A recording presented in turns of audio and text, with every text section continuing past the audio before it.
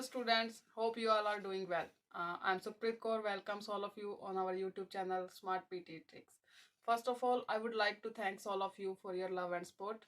And today I'm here to announce that now we are arranging our online classes again. For some circumstances, we were not arranging online classes and we got some complaints from all of you who are interested. But now we are arranging online classes on time, especially reading and speaking modules. And if you are interested, you can contact us on the number given below, as our contact preferences are changed now. And again, I would like to thank all of you from depth of my heart, because with your love and support we are reaching here. And keep supporting. There has been some criticism from some researchers on the benefits of bilingual education. Baker noted that proficiency in one language improves on one side of a scale, and proficiency in the other language declines on the opposite side. Bilingual students with proficiency in English struggled with English language instructions, literacy, and school performance in the regular classroom.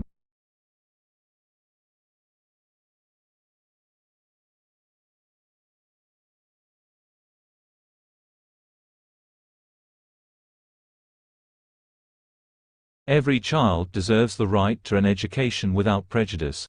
Nonetheless, the question is whether bilingual education provides children with an equitable education.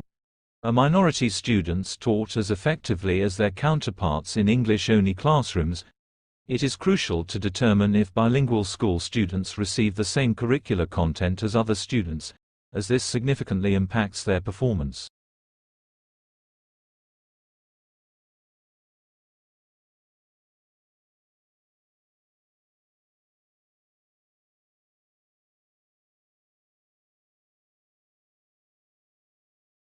The thing that makes it difficult is because even if life had evolved on Mars, the chances of being preserved are very small. If we use Earth as a reference and our planet is teeming with life, yet it rarely preserves evidence of life of the fossil record. And the focus now is on exploring for habitable environments. If you're looking for water, a source of energy, either solar energy or thermal energy or chemical energy, and then organic carbon, assuming life as we know it on Earth based on carbon.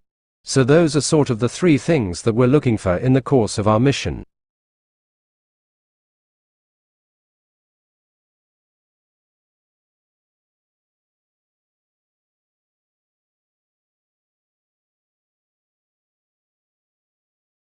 We are trying to understand the locomotion of one of our closest living relatives, which is the orangutan, and also the locomotion of all of the apes and the common ancestor of humans and the other apes. And in that area, we have had a big problem traditionally, and that we know a lot about how they move around the forest. I've been out to the forest and spent a year recording the different types of locomotion they use, but we have no idea about the energetic cost of how they move around the forest and the solutions that they find to problems of moving around the canopy.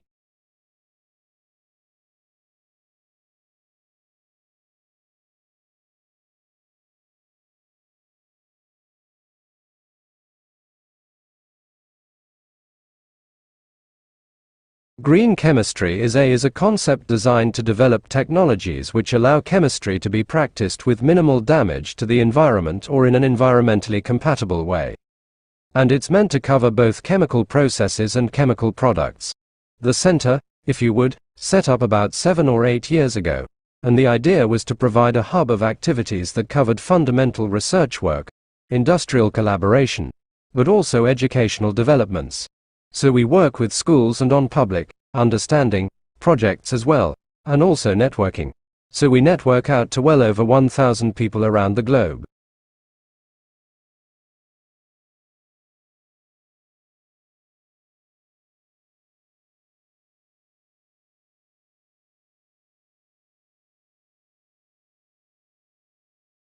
Dogs aren't just man's best friend.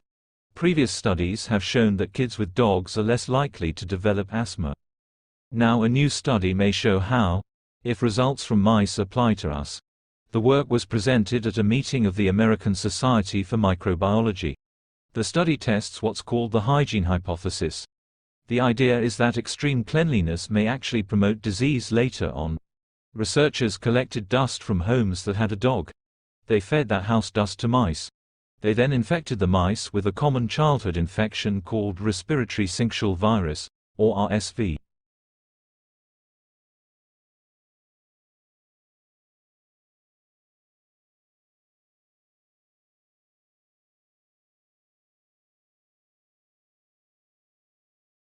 Another danger is that the mother tongue is used by the bilingual assistant mainly for discipline and control but not for content learning, sending the wrong message about language use and function.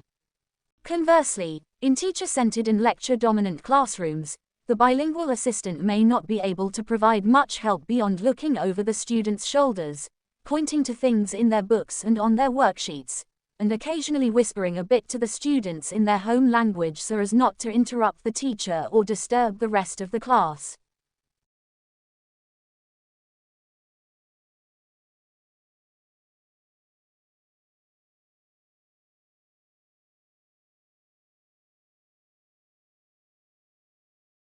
It has often been thought preferable to separate languages in instruction rather than to mix them arbitrarily during a single lesson. Sustained periods of monolingual instruction will require students to attend to the language of instruction.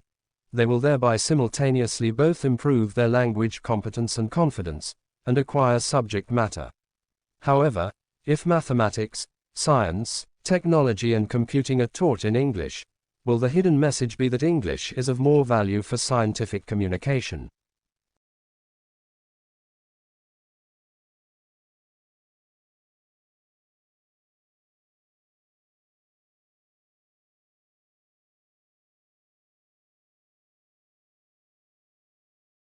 This creates a bilingual resource that enables the student to learn in their home and stronger language while they are acquiring a majority language such as English. This discussion will be extended in terms of scaffolding, see the next section. In the UK and US experience, however, there are a few challenges to using bilingual teaching assistants properly. One danger is that the bilingual assistant uses English.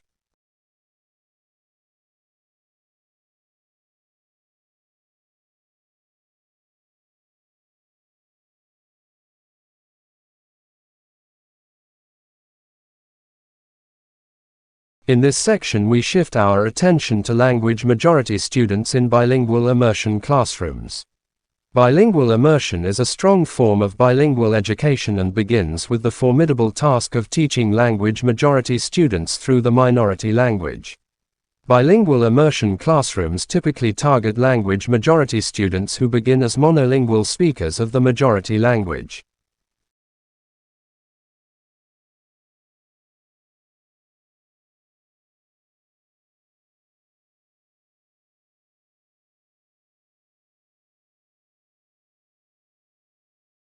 Definitions of creativity are not straightforward, and many writers have contributed to the debate about what constitutes creativity, often hotly contesting different views. However, most theorists agree that the creative process involves a number of components.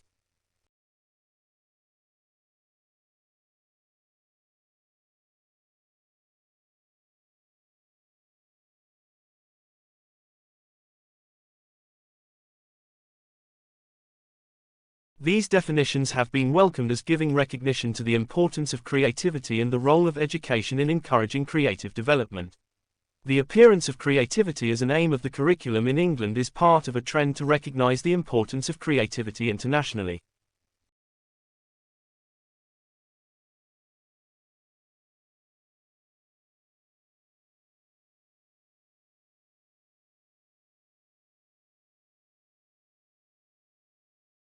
Adults, therefore, can act as supporters and coaches, facilitators and models of creativity for children. But on the other hand, adults also have the potential to stifle opportunities for creativity by being overly didactic or prescriptive. They can limit creativity by discouraging fantasy or by having low expectations about what young children are able to achieve.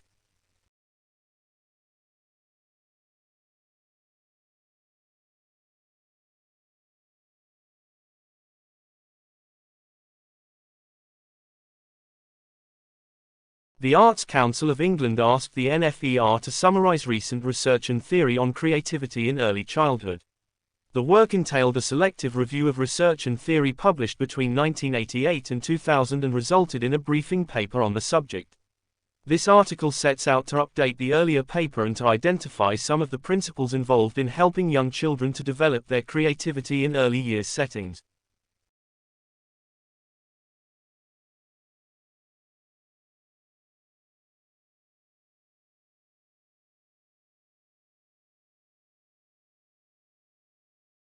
There is a balance to be struck here, because insisting on extensive knowledge and skill development can be stultifying.